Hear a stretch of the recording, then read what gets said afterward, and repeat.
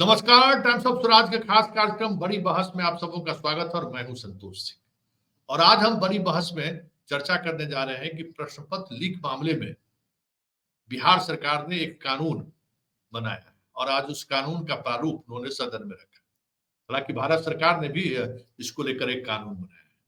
कानून में कई तरह के प्रावधान किए गए हैं। अब 10 वर्षों तक की सजा निर्धारित की गई है। इसके अलावा जो एजेंसी के द्वारा प्रश्न पत्र लिया जाएगा उसकी अगर संलिप्तता पाई जाएगी तो 1 करोड़ रुपया जुर्माना भरा जाएगा। ये सब चीजें कानून में है, तो सब सुनाएंगे कि विजय चौधरी ने क्या कहा है। लेकिन जो कानून के जानकार हैं, अभियानंद जी से लोग, उन लोगों का मानना है कि जो वर्तमान आईपीसी और सीआरपीसी और पुलिस मैनुअल में जो सारी चीजें हैं, व्यवस्था है, उसमें आज भी इतनी ताकत है। सिर्फ उसको इम्प्लीमेंट आप कर दीजिए तो बहुत सारी चीजें बदल जाएंगी। अब जैसे उन्होंने कहा कि भाई अभी 57 फर्जी दूसरे व्यक्ति के जगह पर परीक्षा देते हुए लोग पकड़े गए हैं। उनपे आप, क्योंकि वो सारा एविडेंस आपके सामने में है, इसके लिए किसी गवाह की जरूरत नहीं है, किसी 100 पन्ना डायरी लिखने की जरूरत नहीं है। बैठ के 24 घंटे के अंदर में सारी प्रक्रिया पूरी करके आप चार्जशीट करके ट्रायल करके 10 दिनों के अंदर में आपको सजा दिला सकते हैं। और ये 57 जो फर्जी परीक्षार्थी हैं जो दूसरे की जगह पर परीक्षा देते हुए पकड़े गए हैं, अगर 57 को सजा दिलाने में पुलिस कामयाब हो गई तो आप 10 साल सजा दिलाने की बात के लिए जो प्रोसेस अपनाया जाता है, क्या उसके लिए पुलिस उतनी मेहनत कर पाती है क्या? हजारों केस में किसी एक केस में एविडेंस मिल जाता है तो उसमें सजा मिल जाती है। कितना रेशियो है ये तो देखिए। लेकिन जिस केस में ऑलरेडी एविडेंस मौजूद है उस पर सिर्फ कार्रवाई कर दे तो बहुत सारी चीजें बदल सकती है। चलिए हम इस मसले पर चर्चा करेंगे। हमारे साथ अखिलेश जी जुड़ रहे हैं। अखिलेश जी, चलिए इस कार्यक्रम में आपका स्वागत है। अखिलेश जी पुलिस पदाधिकारी भी रहे हैं और शिक्षाविद भी हैं, प्रोफेसर भी हैं, इसलिए ये बेहतर चीजों को समझ सकते हैं कि सरकार ने जो कानून बनाया है, इस कानून के सहारे वाकई में, क्योंकि बिहार की पूरे देश में बदनामी हो रही है। अभी नीट मामले में भी सुप्रीम कोर्ट में सिर्फ बिहार बिहार बिहार, जैसे लग रहा था कि बिहार में ही प्रश्न पत्र लीक होता है और यहाँ वही धंधाई चलता है। इस तरीके से बहस के दौरान बातें रखी जा रही थी। तो क्या वाकई में इस तरीके के कानून बनाए जाने से कार्रवाई, मतलब इस तरीके का गैंग जो ऑपरेट हो रहा है उस पर नियंत्रण पाया जाएगा?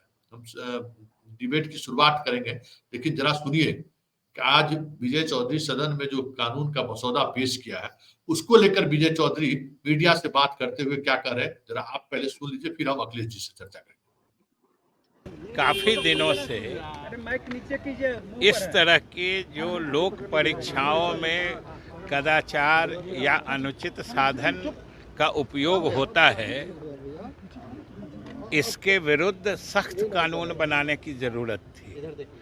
और जो केंद्र सरकार ने फरवरी में कानून बनाया, जिसे जुलाई से लागू कर दिया गया है, उसी के अनुरूप बिहार सरकार ने भी आज एक कानून बनाया है। आप सब लोग जानते हैं कि अभी नीट का पेपर का मामला है, ये मामला बढ़ते बढ़ते उच्चतम न्यायालय तक पहुंच गया है। और सही बात है कि आज लोक परीक्षाओं में पारदर्शिता और विश्वसनीयता बहाल करने की ज़रूरत है।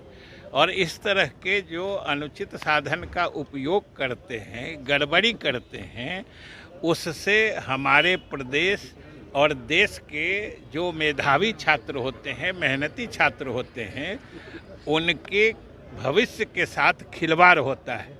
और आपने देखा होगा कि इस अधिनियम में वैसे तत्व जो इस तरह की गड़बड़ियां करते हैं उनके विरुद्ध सख्त कानून बनाया है। कई मामलों में जो सेवा प्रदाता हैं, यानी एजेंसी वाले हैं, अगर वो संगठित रूप से इस तरह के आपराधिक कृत्य में शामिल हैं तो उनको मिनिमम 1 करोड़ रुपए तक की सज़ा है, 10 साल तक कैद की सज़ा है।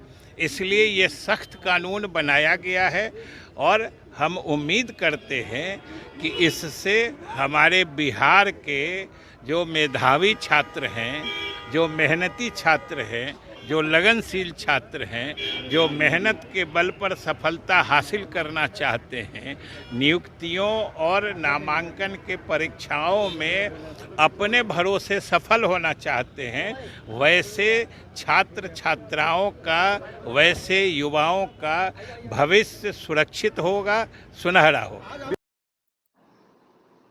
जी अखिलेश जी, आपने सुना कि मंत्री जी क्या कह रहे हैं?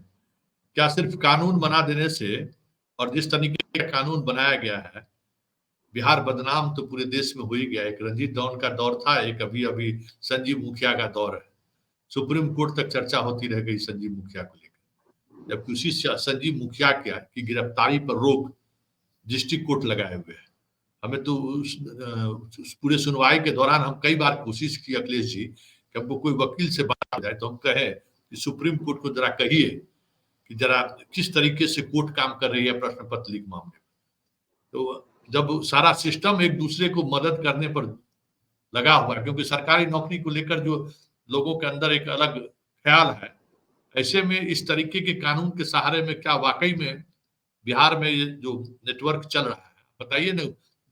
सुप्रीम कोर्ट में सुनवाई हो रही है, इधर TRE 3 का परीक्षा चल रहा है शिक्षक बहाली का, उसमें भी 57 वो पकड़ा गया सॉल्वर गैंग का लोग, दूसरे के बदले में दूसरे की परीक्षा दे रहा था। आप बताइए कि ऐसे में इस कानून के सहारे क्या आपको लगता है कि बिहार में ये चीजें रुक पाएंगी? नहीं, देखिए संतोष जी, इसको कुछ एग्जाम्पल से समझने की जरूरत है। अब आप देखिए कि हत्या में जो प्रावधान है सजा का, वो मृत्यु दंड तक है, ये समझिए। तो क्या मर्डर रुक गया है? आप NCRB का डाटा देखिए, पूरे देश के अंदर में जो मर्डर्स हो रहे हैं, क्या वो पहले की तुलना में बढ़े या घटे हैं? एक सवाल। NDPS में आप जानते होंगे, जो ड्रग्स के मामले में, जैसे गांजा है, अफीम है, स्मैक है, तो इसमें भी बहुत कड़ा मतलब प्रावधान है, और उसका भी जो लॉ है ना, बहुत स्ट्रिंजेंट लॉ है, बहुत मजबूत लॉ है। तो आप अभी देखिए कि पूरे बिहार के अंदर में, मैं अभी इलेक्शन कैंपेन में था, तो बहुत पत्रकारों ने मुझसे सवाल किया कि सर, ये जो अभी मतलब जो बॉर्डर एरिया है हमारा गांव, तो यहाँ पे जो नशा, मतलब सेकेंडरी नशा का जो अभी व्यापार चल चुका है, जिसमें मतलब कप सिरप है, स्मैक है, छोटे बच्चे हैं, सुलेसन सूंघते हैं। तो अब ये देखिए कि ये जो ड्रग्स का खेल है वो क्या रुक गया? आर्म्स एक्ट को आप देखिए कि कोई कमजोर एक्ट है क्या वो? क्या हथियार का खरीद फरोख्त रुक गया? AK-47 तक लोग पकड़े गए हैं, मतलब प्राइवेट। तो मेरा ये कहना, या मनी लॉन्ड्रिंग का जो केस है वो कोई कमजोर केस है क्या? तो हमारे देश में ऐसे बहुत मजबूत कानून हैं अलग-अलग मतलब क्राइम को लेकर के, लेकिन वो सारा क्राइम बदस्तूर जारी है और पूर्व के वर्ष में वो आगे बढ़ जा रहा है। तो इसका मतलब है कि स्ट्रिंजेंट लॉ उसको रोकने में सक्षम नहीं है। जैसे अगर पॉस्को ये एक्ट को कभी लीजिए ना, जिस हाँ, तरीके का पॉस्को एक्ट बनाया गया हाल के वर्षों में, हाँ, तो हाँ, अगर ये रुके, हाँ, जो ह्यूमन ट्रैफिकिंग का मामला है, तो मतलब वही कह रहे हैं कि जो अलग-अलग क्राइम है, जो हीनियस क्राइम के श्रेणी में आता है, तो वो हीनियस क्राइम के अगेंस्ट में बहुत मजबूत लॉ पहले से है, लेकिन आप देखेंगे कि हीनियस क्राइम का संख्या बढ़ते जा रहा है। गैंग रेप देखिए आप कितना बढ़ गया है। तो मेरा ये कहना है कि ये लॉ बनाने से नहीं होगा, इंटेंशन से होगा। आज मैंने इस पे ट्वीट भी किया है कि जब भी मतलब ये रुकेगा तो नियत से रुकेगा, कभी भी इस कानून से नहीं रुकने वाला है। जब अब आप बताइए कि नियत के मामले में क्या अभी जो वर्तमान में पिछले 2 साल में 67 BPSC का पेपर लीक हुआ, सिपाही भर्ती का पेपर लीक हुआ, दरोगा का पेपर लीक हुआ, इस तरह के कई परीक्षाओं का पेपर लीक हुआ, तो उसमें क्या उपलब्धि रही है सरकार की? वो उसमें मतलब क्या जो उसके मेन कर्ता धर्ता थे, जो उसके मेन एक्यूज थे, वहां तक उसका जांच गया? बीच में जांच को डाइवर्ट कर दिया जाता है। अभी नीट के मामले में आप देखिए, अब तो है कि किसी भी जांच को इधर-उधर डाइवर्ट करना है, CBI को सौंप दीजिए। CBI का ट्रैक रिकॉर्ड तो यही है, जो जितने भी बड़े मतलब केसों का उन्होंने अनुसंधान किया, सबको उलझा-फुलझा के कहानी खत्म कर दिया। सजा दिलाते नहीं है वो, और बाद में मतलब ये वो कुछ भी उसके ऊपर तो कोई प्रश्न चिन्ह उठा नहीं सकता। याद करिए कि रंजीत डॉन को कब CBI ने गिरफ्तार किया था, 4-5 उस हाँ। केस का ट्रायल हुआ, क्या हुआ? वो तो घूम रहा है, चुनाव लड़ रहा है, अरे मस्ती कर कितने रहा है। मतलब देखिए अनगिनत केस है जिनको CBI ने मतलब टेक ओवर किया, लेकिन उसमें कोई फलाफल नहीं दे पाए वो। अब इसके जो भी रीजन हो लंबा चलता है, फिर लोगों के दिमाग से उतर जाता है।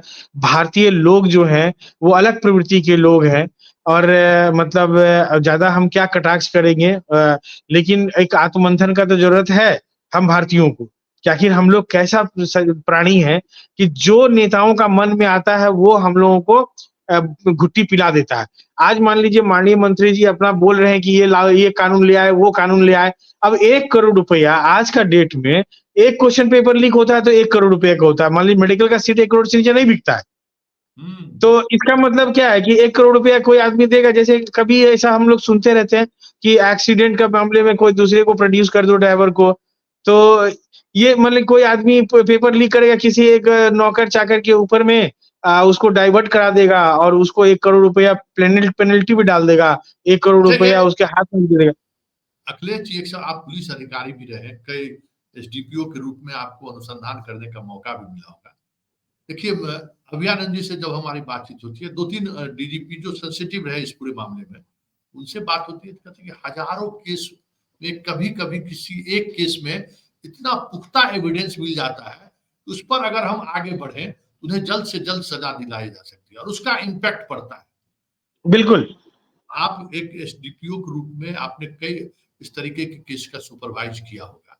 क्या वाकई में आपको लगता है, जैसे आज ही बातचीत हो रही थी तो उन्होंने कहा, आज कल बात हो रही थी, 57 लोग गिरफ्तार हुए हैं। बस क्या सारा आप पुलिस अधिकारी आप बेहतर समझ सकते हैं कि इसके लिए कोई गवाह की जरूरत नहीं है। हमारे बिल्कुल गवाह नहीं है। देखिए उसमें मतलब जो उसमें गवाह का कोई जरूरत नहीं है, पूरा डिजिटल एविडेंस भी होता है क्योंकि जब परीक्षा का फॉर्म भरता है तब थंबनेल डाला जाता है और उस समय में उसका बायोमेट्रिक होता है, फोटोग्राफ है उसका, फिर उसका स्वयं का बयान है। तो इसमें मतलब जज को भी सजा देने में कोई प्रॉब्लम नहीं होगा क्योंकि ये कॉन्क्रीट एविडेंस है कि मतलब वो दूसरे के बदले में दे रहा था। तो जो परीक्षा का कदाचार का कानून है वो तो चलेगा ही, साथ में ये दूसरे कानून जो है मतलब 420 धोखाधड़ी, इन सब कानून के तहत भी उसको सजा दिलाया जा सकता है। और अगर उसको 2 साल का भी सजा हो जाएगा ना फ्रीक्वेंट लेवल पे, तो समझिए कि मामला थम जाएगा तुरंत। और मतलब हम अभी भी कहते हैं कि सरकार कितना भी कड़ा कानून बना ले, मतलब कड़ा कानून बना लेंगे, उसमें जाँच होगा ही नहीं और सही एक्यूज़ तक, जो मेन एक्यूज़्ड है, जो किंगपिन है उसका, जो बिग शॉट्स है, वहाँ तक हम लेके ही नहीं जाएँगे अनुसंधान को, बीच में कहीं भी डाइवर्ट कर देंगे, तो उसका कोई फ़ायदा नहीं होने वाला है। तो ये मतलब एक महत्वपूर्ण पहलू है कि मतलब सरकार को अपने इंटेंशन पे काम करना होगा, देखना होगा कि आखिर मतलब क्यों इसमें जभी भी अब जैसे देखिए कि टीआरई का जो परीक्षा लीक हुआ था, आपको पता है कि ना अनकोडेड पेपर उस पर लीक हुआ। अनकोडेड पेपर कौन लीक किए होंगे? कहाँ से गया वो ये बताइए? तो मतलब ये इतनी सारी चीज़ें पेपर के माध्यम से आती हैं, लेकिन उसमें होता क्या है कि ये मतलब इतना आसान नहीं है पेपर लीक होना। हम लोग परीक्षा, हम आज बीइंग अ टीचर परीक्षा लेते हैं, तो हम लोगों को लगता है कि मतलब बहुत फुल प्रूफ किया जा सकता है आराम से। तो कदाचार तो एक मतलब हैबिट हो चुका है, चाहे वो परीक्षा का कदाचार हो, इलेक्शन का कदाचार हो या कोई ऑफिस का कदाचार हो, कदाचार, कदाचार, कदाचार हर जगह कदाचार हो चुका है। ताकि इससे मुक्ति कैसे मिलेगी, अब ये सोचने वाली बात है। इस पे मंथन करना होगा, कानून से नहीं होने वाला ये। कानून तो बहुत सारे चीज़ बने हुए हैं, लेकिन उससे क्या फ़र्क पड़ता है? ये क्या वैसे आपको लगता क्या है कि अभी जिस तरीके से सुप्रीम कोर्ट तक सुनवाई हुई, काफी लोग सुप्रीम कोर्ट के जजमेंट के बाद निराश हैं। हालांकि कोई उस कोर्ट के जजमेंट पर कोई टिप्पणी नहीं कर सकते हैं, लोग टिप्पणी करनी भी नहीं चाहिए, लेकिन लोग निराश हैं कि जब आप कह रहे थे कि 0%, 0.1% भी अगर कुछ इस तरीके की चीजें सामने आएंगी, हम टॉलरेट नहीं करेंगे, लेकिन इतने बड़े स्तर पर अभी अनुसंधान चल ही रहा है। और एक बात और अखिलेश जी आपसे समझना चाहेंगे कि पुलिस अनुसंधान जो कर रही है, सीबीआई मान लीजिए अनुसंधान कर रही थी, कई फैक्चुअली इनकरेक्ट सूचना जो है सो सुप्रीम कोर्ट को सीबीआई ने दी है। क्या कोई इंडिविजुअल बॉडी या मान लीजिए वकील ही अपने तरीके से इन्वेस्टिगेट करके कोर्ट को सूचित कर सकता है कि नहीं, ये कोई प्रोसेस है कि नहीं पुलिस का ये अनुसंधान, क्योंकि हम पूरे मामले की सुनवाई लगातार सुनते रहे लाइव, हमें लगा कि सिर्फ सीबीआई जो साक्ष्य प्रोड्यूस की है उसी का विश्लेषण हो रहा है। हम बार बार ये कहना चाह रहे थे कि सीबीआई जो एविडेंस दे रहा है ना, वो उसमें कहीं न कहीं फ्रैक्चर्ड है। घटना जो मान लीजिए आप ही कहते हैं ना कि फर्स्ट इन्फॉर्मेशन जो एफआईआर होता है, वो काफ़ी मायने रखता है। जब पटना पुलिस की देखिए कार्रवाई की देखिए शुरुआत निराश तो मतलब जरूर निराशा हुई है, हमें भी निराशा हुई है और कोर्ट के ऊपर में हम कमेंट नहीं करते हैं, उनके जो निर्णय आए हैं उनका मैं सम्मान करता हूँ। लेकिन हम ये चाह रहे थे कि कोर्ट को यह भी बोलना चाहिए था कि जो प्राइमरी स्तर पे केस हुए, उसमें उन्होंने क्या इंस्ट्रक्शन दिया? इसका मतलब सबको बरी कर दीजिए। हुँ, तो क्या अब मान लीजिए कि अनुसंधान अगर 1 साल बाद ये पहुँचता है कि ये इसमें गड़बड़ी हुई थी, तो क्या 1 साल जो पढ़ चुकेगा बच्चा, उसको निकाल देंगे आप सभी को कॉलेज स्कूल से? मतलब कॉलेज हुँ, से? हुँ, तो आखिर क्या होगा? मतलब नेचुरल जस्टिस क्या कहता है ये बताइए? कोर्ट ने मतलब उस संदर्भ में क्या आदेश दिए? या तो जो लोग पकड़े गए हैं उनको तुरंत रिलीज़ करने का भी ऑर्डर साथ में देना चाहिए। इसका मतलब आपके हिसाब से मतलब पेपर लीक नहीं हुए हैं। नहीं हुए हैं, तो इसका मतलब है कि वो निर्दोष हैं।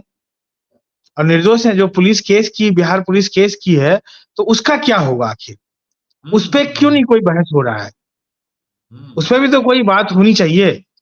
हुँ, हुँ, हुँ। या तो लेकिन उनको अगले दिन मतलब हुँ, हाँ, जिस तरीके से सुप्रीम कोर्ट ने कहा कि हमने माना कि प्रश्न पत्र हुँ, लीक हुआ है, लेकिन उससे हुँ। लाभ ज़्यादा लोगों को नहीं हुआ। तो आप तो वो सुप्रीम कोर्ट का ऑब्जर्वेशन वो तमाम एक्यूज़ को लाभ पहुँचा सकता है। नहीं देखिए, ये इससे क्या होगा ना अगर मान लीजिए कोर्ट ये मानती है कि लीक हुए और लाभ ज़्यादा लोगों को नहीं मिला, ये मान्य नहीं है। इस डिजिटल वर्ल्ड में, इस डार्क वेब के ज़माना में, इस हाई टेक्नोलॉजी के मामला में कोर्ट और पुलिस जिस टेक्नोलॉजी को इस्तेमाल नहीं करती है, अब ऐसे-ऐसे हैकर्स बैठे हैं कि अमेरिका में बैठे आपके सारी चीज़ों को यहाँ से ले जा सकता है वो। उसको यहाँ आना भी नहीं पड़ेगा। आपका केवल मोबाइल इंटरनेट से कनेक्ट होना चाहिए, आपका जो डिवाइस है वो इंटरनेट से कनेक्ट होना चाहिए। तो इस तरह का टेक्नोलॉजी हम लोग सुनते हैं। और ऐसा है भी क्योंकि बहुत बार ऐसा सुनते हैं कि नासा का वेबसाइट को हैक किया गया, आरबीआई की वेबसाइट को हैक किया गया। तो जो छोटे-छोटे बच्चे 14 साल, 13 साल के बच्चे हैक करते हैं, अभी फिर जो गूगल की माइक्रोसॉफ्ट में वेबसाइट जो को हुआ हैक अखिलेश जी, अभी जो माइक्रोसॉफ्ट के कारण जो हुआ, पूरा हाँ, सिस्टम पूरा दुनिया का जो है सो पूरा सिस्टम फेल कर गया। तो तो ये देखिए अब ये अगर मान लीजिए ये अगर कहीं भी ये एक्सेप्टेंस है, थोड़ा-सा भी सुई का नोक बराबर भी एक्सेप्टेंस है, उस हालत में तो मतलब ये निर्णय स्वागत योग्य नहीं है। ये हुँ, समझिए।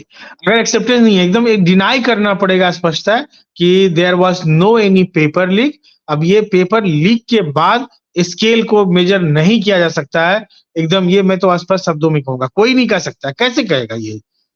अगर हुँ, आप मेज़र करना ही चाहते हैं, अगर मतलब आउट ऑफ वे वो भी मतलब इनजस्टिस होएगा एक तरह से फंडामेंटल राइट का हनन है।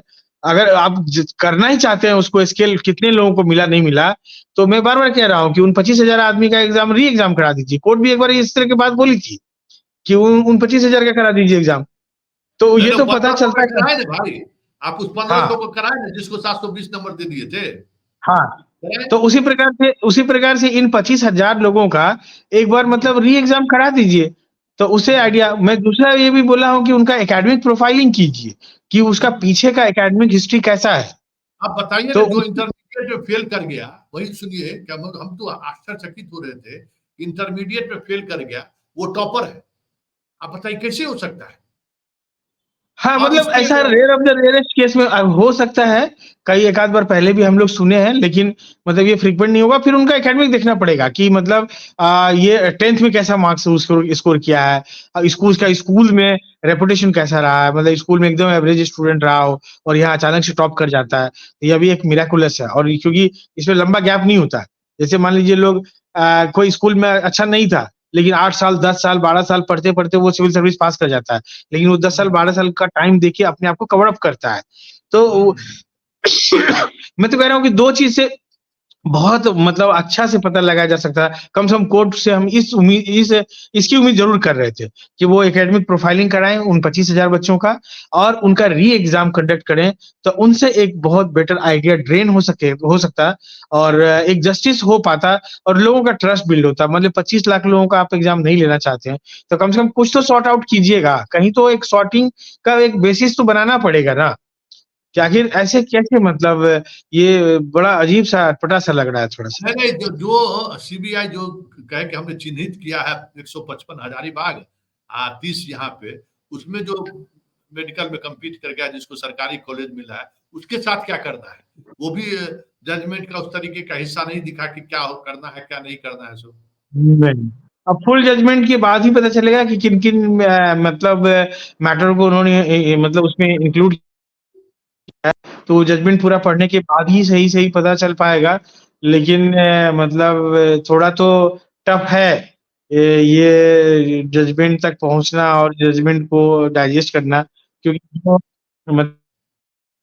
तो वो अलग तरह का थ्रो आ रहा था अच्छा, और अपने अचानक से चीजें मतलब जी जी जी, हाँ, क्या बता रहे थे? कह रहे हैं कि जो मतलब जो परसेप्शन बिल्ड हो रहा था कोर्ट की तरफ से, वो अचानक से टर्न डाउन हो गया। मतलब बोलते हैं ना कि 180 डिग्री से घूम जाना, वैसा हो गया।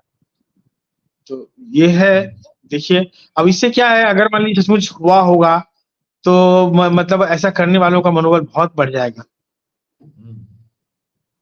यही सवाल है कि प्रश्न पत्र लीक मामले में, नीट के प्रश्न पत्र लीक मामले में जिस तरीके से सुप्रीम कोर्ट लंबे बहस के बावजूद कुछ ऐसा अपराध को लेकर कोई वो मतलब जो सरकार जो कहा उसको उसने कोर्ट ने स्वीकार कर दिया। जिस सरकार पे सब कुछ हेरा फेरी या जो भी कहिए सारा आरोप तो उन्हीं पर है।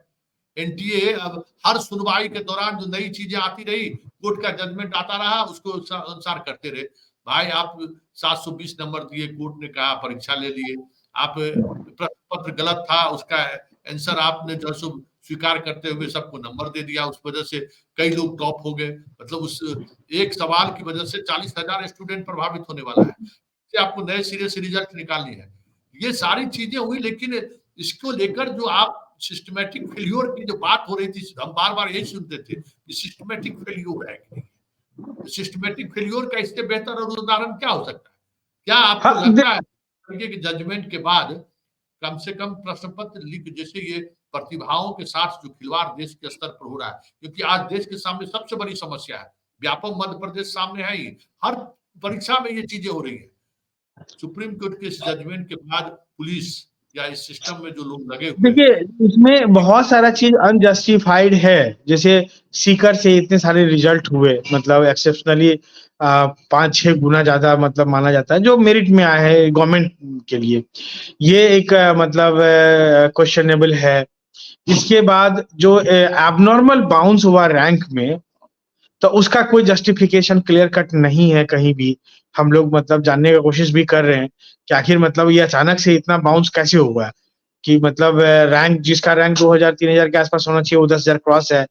तो जिस रैंक पे मान लीजिए एम्स मिला, जिस नंबर पे उस नंबर पे अभी पीएमसीएच भी मिलना मुश्किल लग रहा है। तो आखिर ये जो एबनॉर्मेलिटी है, ये एबनॉर्मेलिटी भी एक्सप्लेन होना चाहिए, ताकि मान लीजिए हम संतुष्ट तो हो सके बीइंग अ सिटीजन। हमको भी लगे कि नहीं, हम जो लाइन ऑफ सोच रहे थे वो मेरा लाइन ऑफ थिंकिंग गलत था।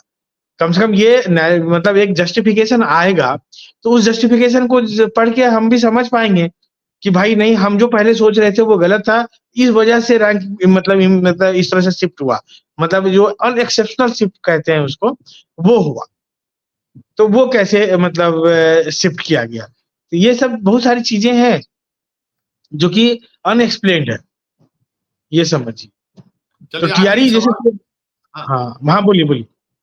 आखिरी सवाल आपसे जानना चाहेंगे कि ये जो कानून जो आज सरकार ने सदन से पास किया, पुलिस के लिए जो पहले से कानून मौजूद है, अब एक नया कानून भी उनको आया है, क्या लगता है कि कुछ चीजें बदलेंगी कि सिर्फ उसी तरीके से चलता रहेगा? देखिए मतलब मैं तो कहता हूँ कि सकारात्मक दिशा में अगर काम होगा तो जरूर बदलेगा। लोगों के अंदर एक ट्रिगर तो क्रिएट होगा कि भाई हम जाएंगे 10 साल के लिए, एक साइकोलॉजिकल तो मतलब प्रेशर निश्चित बिल्ड होगा। तो मतलब हम कानून का स्वागत करते हैं, लेकिन उससे ज्यादा हम आग्रह करते हैं सरकार से कि नियत में मतलब ये आए। आपको पता है कि टीआरई 2 का मतलब टीआरई 3 का जो पेपर कैंसिल हुआ था, आप उसमें एक मतलब सरकार के मंत्री कहते रहे थे कि पेपर कैंसिल नहीं हुआ है। नहीं हुआ। तो मतलब जबकि पुलिस साइमल्टेनियसली कम से कम जो एक वैल्यूएबल पद पे है उनको तो मतलब रुक के बोलना होगा ना। सरकार मतलब एक तरफ पुलिस जांच कर रही है, लोगों को मतलब 100 150 लोगों को जेल में बंद की है, एग्रेसिव जांच चल रहा है। उस समय में एक मिनिस्टर का बयान, कोई वो हमारे जैसा आपके जैसा कोई साधारण व्यक्ति नहीं है, वो मिनिस्टर है, सरकार को रिप्रेजेंट करता है। उनका बयान मतलब ऐसा माना जाएगा कि सरकार का बयान है वो, ये समझिए, कोई धर्मेंद्र प्रधान भी कार्यकर्ता यही नहीं है। याद करिए ना, नीट के शुरुआती दिनों में धर्मेंद्र प्रधान भी यही हाँ कह रहे थे और एनटीए भी कह रहा था कोई प्रश्न पत्र लीक नहीं हुआ है। हाँ, बाद में वो अपना सुर बदले, तो धर्मेंद्र प्रधान जी तो अपना सुर बदले, फिर से सुर को करेक्ट किए। तो हम ये कह रहे हैं कि मतलब इस तरह की जब चीजें होंगी तो ये सख्त का सुई तो जाएगा सब तरफ ना। इसको कोई रोक सकेगा? कोई नहीं रोक सकता है। कोई दबे जुबान में बोलेगा, कोई खुल के बोलेंगे, लेकिन सच्चाई तो सच्चाई है, उसका सामना करना पड़ेगा। इस बात का जस्टिफिकेशन मतलब वो माननीय मंत्री दे पाएंगे कि जो हम बोल रहे थे उस पे भी जस्टिफिकेशन आना चाहिए। इतनी बड़ी-बड़ी बात करते हैं, इतना सिद्धांतवादी बात करते हैं, लेकिन ग्राउंड पे क्या हो रहा है वो हम सबों के सामने है। वो तो समझिए कि इस राज्य, इस देश की जनता है ऐसी कि ऐसे लोग बर्दाश्त किए जा रहे हैं। और ये मतलब और कोई ऐसा सेंसिटिव अगर नागरिक होगा तो ऐसे लोग बर्दाश्त नहीं किए जाएंगे, कदापि नहीं किए जाएंगे। चलिए, बहुत बहुत धन्यवाद Akhilesh ji, thank you, thank you. नमस्कार। तो हमारे साथ अखिलेश जी जुड़े हुए थे, जो लीगल सिस्टम को भी बताया कि किस तरीके से कार्य कानून होने से ही चीजें नहीं बदल सकती हैं। जरूरी ये है कि ज्यादा से ज्यादा इस तरीके के मामले में आप सजा दिला सकें, संपत्ति जब्त करने का प्रावधान करें, जिससे एक डर पैदा हो अपराधियों में, जो डर पैदा नहीं हो रहा है।